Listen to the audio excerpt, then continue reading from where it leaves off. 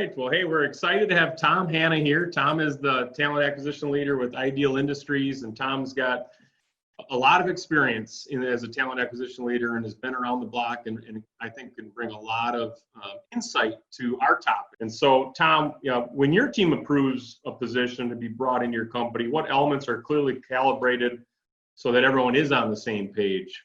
What are your focus areas? So it's a variety of things. Typically, we find that the typical job description isn't sufficient to really kick off a recruiting process. That's more a list of tasks and responsibilities, but it doesn't really get into the depth of the role. So we do a formal intake discussion for every position that we work on. And that intake discussion typically includes the hiring manager as well as the HRBP. That intake discussion gets into things like attributes of top performers, how performance is going to be measured, what the culture of the team looks like, what looks like success in the role.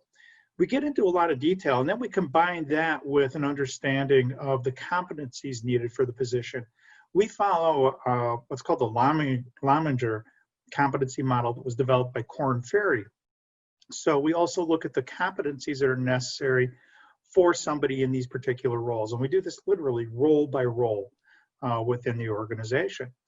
Utilizing that information then as we talk about all these different components of the position, what it takes to be successful, what does success look like in the first 6 months, in the first year, all those sorts of things.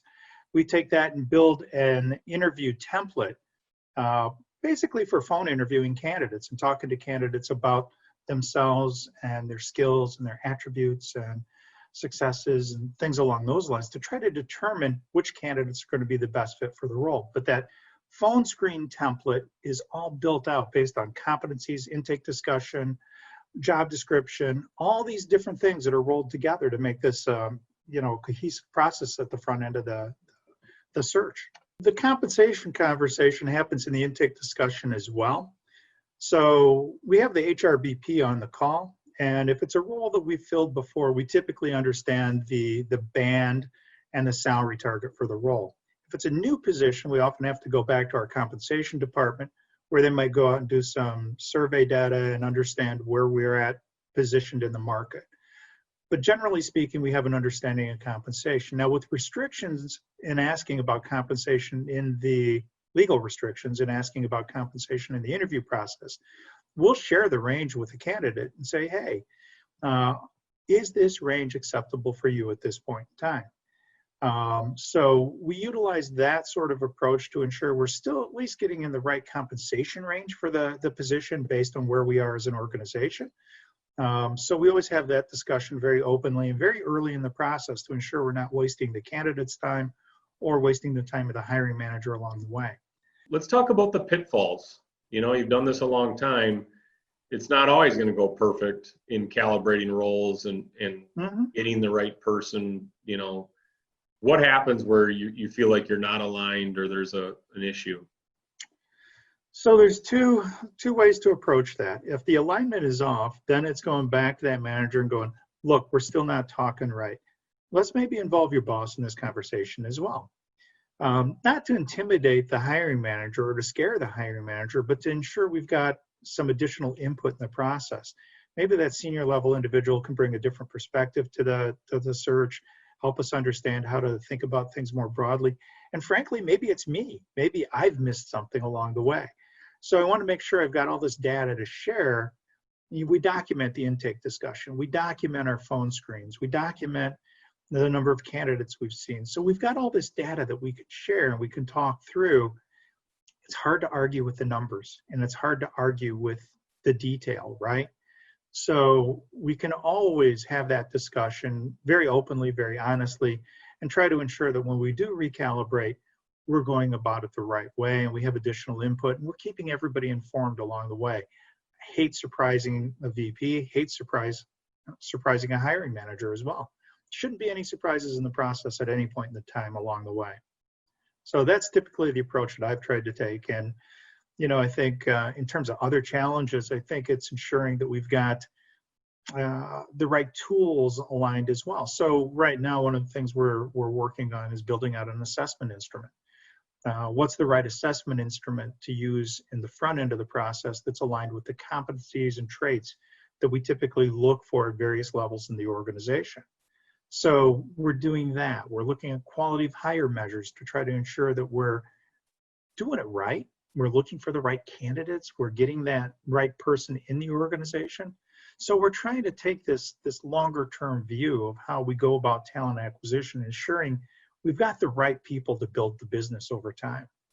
So those are some of the challenges I think that are inherent in what we do in talent acquisition.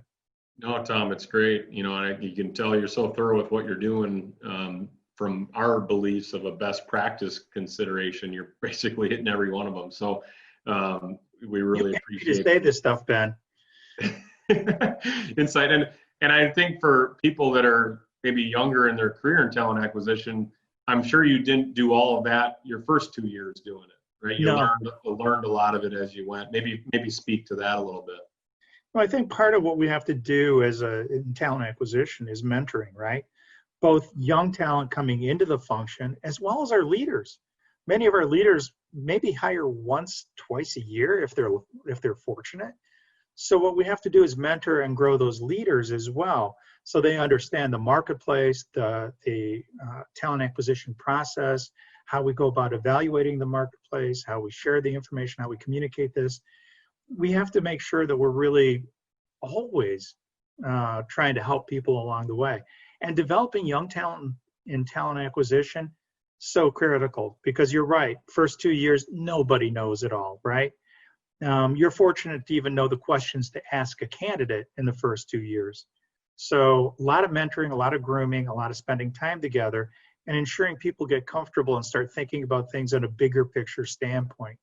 What we're trying to do in talent acquisition, how we're trying to drive results by bringing great talent to the business. So getting them thinking bigger picture, I think, is key as well. Yeah. Well, maybe one last one I have is, right, there's business objectives, there's a sense of urgency to get things moving, filled, etc. How does speed sometimes negatively affect the quality of hire? So I don't, I'm going to be politically incorrect. I'm not a fan of the butts in seat mentality. I think that's an error on the part of many talent acquisition functions to just get somebody in the role to fill the position. Quality is more important. If it takes me an extra 30 days to find that right hire, that's 30 days well spent. So don't rush through the process. Don't jam the process through just to get somebody in place.